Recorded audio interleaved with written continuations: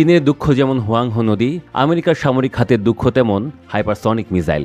এই মারণাস্ত্র বানাতে গিয়ে যুক্তরাষ্ট্র হাইপার টেন্সড হয়ে গেলেও কাজের কাজটি হচ্ছে না, বারবার ব্যর্থতা তাদের গ্রাস করছে। সাম্প্রতিক যুদ্ধ বাস্তবতায় শব্দের চেয়ে দ্রুত যে কোনো ক্ষেপণাস্ত্রের গুরুত্ব বেড়েই চলেছে। সে যুদ্ধ যদি হয় আধিপত্যের, সেখানে অস্ত্রের গতি শুধু প্রযুক্তির নয়, প্রতিপক্ষকে স্তব্ধ করে দেওয়ার কৌশলও। আজকে বিশ্বে যেসব দেশ হাইপারসনিক ক্ষেপণাস্ত্র নামের প্রযুক্তিকে নিজেদের যুদ্ধনীতির কেন্দ্রে এনেছে, তাদের নামের তালিকায় চীন ও রাশিয়ার উপস্থিতি সুপ্রতিষ্ঠিত। 2019 সালে চীন GF-17 নামের হাইপারসনিক গ্লাইড ভেহিকল মোতায়েন করছে। 2021 সালে তারা পরীক্ষা চালিয়েছে এমন এক হাইপারসনিক অস্ত্রের যা পৃথিবীকে একবার প্রদক্ষিণ করে লক্ষ্যে পৌঁছেছে নিখুঁতভাবে। অন্যদিকে রাশিয়া ইউক্রেনের যুদ্ধক্ষেত্রে হাইপারসনিক অস্ত্র ব্যবহারের দাবি করেছে একাধিকবার। এমনকি ইরানের হাতেও আছে এই অস্ত্র। ইয়েমেনে হুতি বিদ্রোহীরাও অহরহ ব্যবহার করছে এই ক্ষেপণাস্ত্র। কিন্তু এই প্রতিযোগিতা যুক্তরাষ্ট্র কোথায়? বলে রাখা ভালো, এখনও একটি কার্যকর হাইপারসনিক অস্ত্র যুক্তরাষ্ট্রের হাতে নেই, যেটি যুদ্ধক্ষেত্রে ব্যবহারযোগ্য। যুক্তরাষ্ট্র, যাদের প্রযুক্তি উদ্ভাবনের ইতিহাস বিশাল, যাদের অস্ত্রশস্ত্রের বাজার শাসন করে কোটি কোটি ডলারের চুক্তি, তারা কেন আজ এই দৌড়ে পিছিয়ে? উত্তর খোঁজার আগে একটু ফিরে দেখা যাক। সম্প্রতি মার্কিন কংগ্রেশনাল রিসার্চ সার্ভিস CRS এর একটি প্রতিবেদন বলছে, যুক্তরাষ্ট্রের প্রতিরক্ষা দপ্তর এখনও পর্যন্ত হাইপারসনিক অস্ত্রের জন্য স্থায়ীভাবে কোনো প্রোগ্রাম অফ রেকর্ড চালু করেনি। অর্থাৎ এই অস্ত্র ব্যবহারের জন্য সুনির্দিষ্ট মিশন অনুমোদন, দীর্ঘমেয়াদী বাজেট কিংবা উৎপাদন পরিকল্পনা এখনও নেই।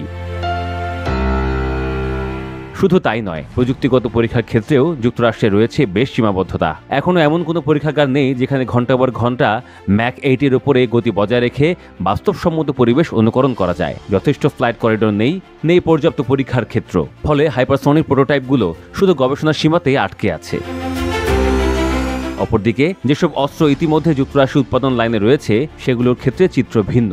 উদাহরণস্বরূপ LRASM ও JASSS, দুটি ক্ষেপণাস্ত্র যা একাধিক অভিন্ন যন্ত্রাংশ ব্যবহার করে একই লাইনে তৈরি হচ্ছে। প্রতি বছর 500টির বেশি এই ক্ষেপণাস্ত্র উৎপাদন করছে লকহিড মার্টিন, এবং তা বাড়িয়ে 1000-এ নেওয়ার পরিকল্পনাও রয়েছে। এমনকি এই অস্ত্র দুটি গ্রাহকের চাহিদা অনুযায়ী নাম বদলে ব্যবহার করা হয়। উৎপাদনে পরিণত ভিত্তি থাকায় এগুলো সহজেই বড় পরিসরে প্রস্তুত করা সম্ভব, কিন্তু হাইপারসনিক অস্ত্র সেখানে এখনও সেই ভিত্তিটুকু গড়ে ওঠেনি। মার্কিন নৌবাহিনীর উচ্চাকাঙ্ক্ষী হালো প্রকল্প বাতিল হয়ে যাওয়ায় অনেকেই বলছেন যুক্তরাষ্ট্র নিজেই নিজেকে পেছনে ঠেলে দিয়েছে। এই বাতিলের ফলে চীন ও রাশিয়ার সঙ্গে প্রযুক্তিগত প্রতিযোগিতায় যুক্তরাষ্ট্রের অবস্থান এখন অনেকটাই দুর্বল।